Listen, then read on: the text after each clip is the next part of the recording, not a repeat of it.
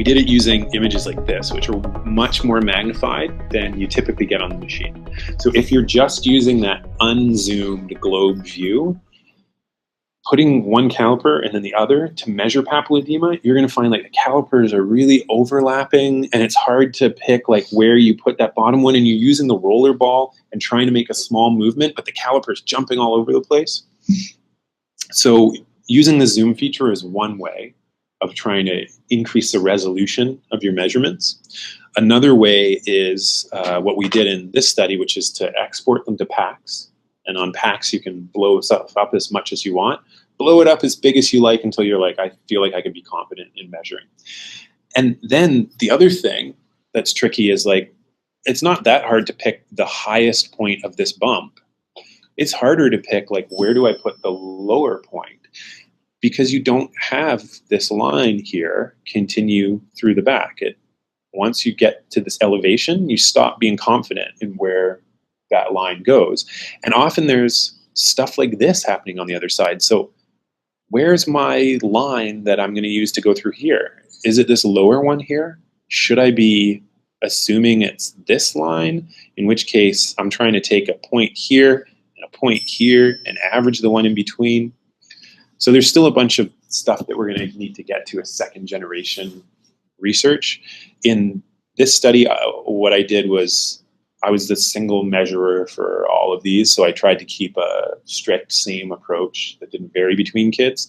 And I would try to pick where I thought this line was heading on a curve behind the eye and where this line was heading on a curve behind the eye. And if those two lines didn't seem to match up, I would try to pick the midpoint between the two of them.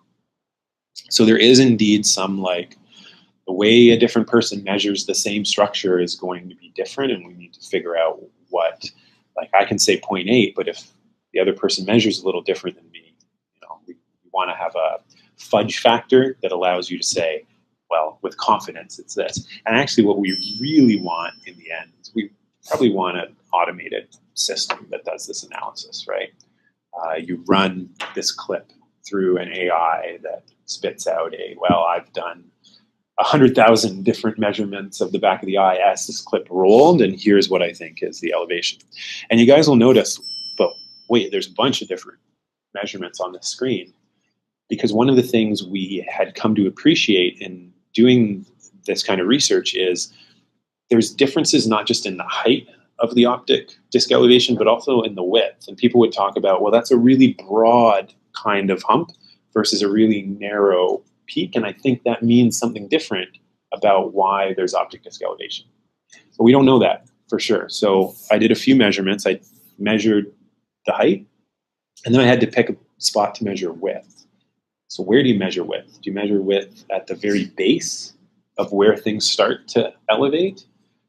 I didn't know, so I did what I call a mid-height width. So for each peak of the mountain, I would calculate what the height is, go to the middle point, and measure the width at the middle point. I don't know, is it going to perform any better to say, let's adjust the height for the width? So we have Mamadou, one of our data analysts right now, doing a sub-analysis of, we've decided what the performance characteristics of just measuring height are. If we adjust that by doing height divided by mid-height width, do we get any more accurate? And I don't have that data yet, but I'll be very excited about when I do. So here's a blip, right? You can see that we've got the curvature of the back of the eye. As we get to the optic nerve sheath complex, there's this little elevation. And what I can tell you from having looked at so many of these, and what I'm sure every other POCUS fellow can tell you, what's happening with this eye? Yeah, I'm hearing tilted. So the anterior chamber is over here. It's not up here. And this whole eye is rotated in one direction. And as it does that, the nerve at the back, instead of running straight up, gets pulled to the side. And as it gets pulled to the side and runs like this, that edge of where the nerve connects begins to kink or bulge into the back of the eye. So that terminal rotation is something that will cause a false positive blip. The same eye in different parts of the clip, when it runs into the center, shows you no elevation. So avoid an image like this, avoid this position when you're trying to measure optic disc elevation. And it's tough in some kids because the kids who are going to give you this are the ones who are super upset. They're screaming, they're moving their head, their eyes are going back and forth as they try to get away from you, and so they keep giving you terminal deviation. It can be tough. There are other things that can cause pseudopapilledema, not just sonographically, but if you're to look down that patient's pupil to their fundus, you can also get tricked. When you see papilledema, there is a differential for pseudopapilledema, and this image gives you one example of it. Do any of the non-POCUS fellows know what this image is of, or what a common pseudopapilledema entity is?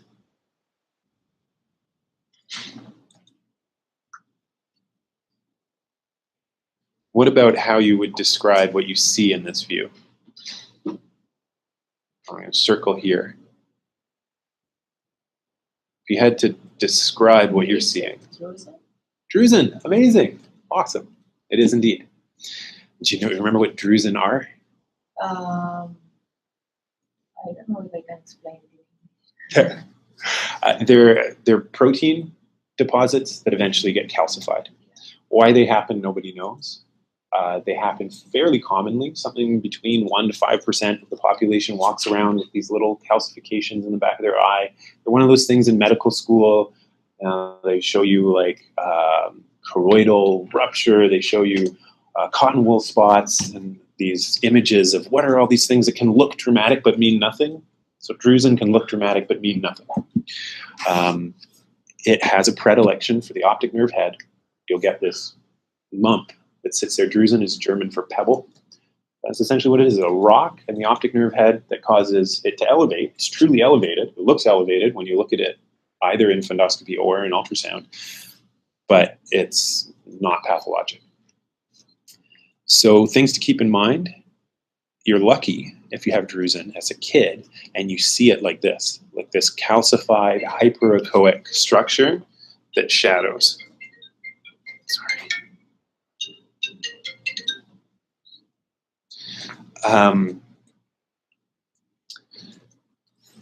And that reason is because the calcifications only happen over time. So when we see it like this, it's like a teenager.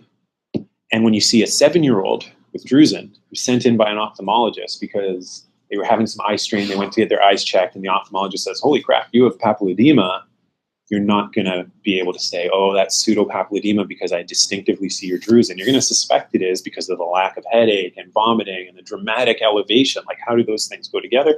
It's probably drusen, but they need to go for other tests that say that it's drusen. Autofluorescence, often just another ultrasound in radiology or in ophthalmology can be a way that you can detect that.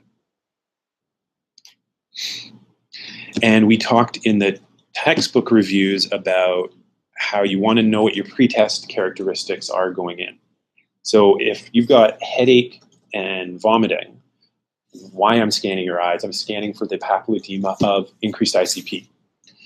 If you have a week of monocular visual loss, I'm answering a different question.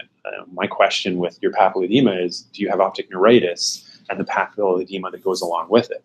So this example here is another example of papilledema. You can see the elevation.